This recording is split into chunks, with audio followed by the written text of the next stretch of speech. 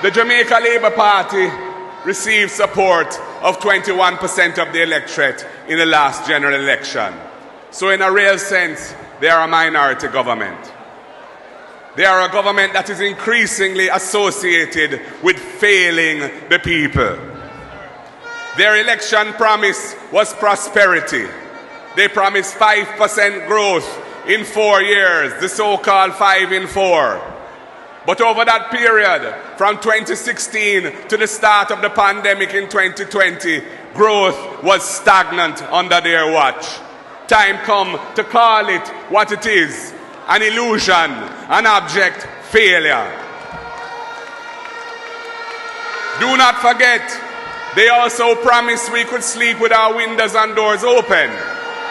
But with one of the highest rates of murder in the world, Jamaicans are living in insecurity, violence, and fear.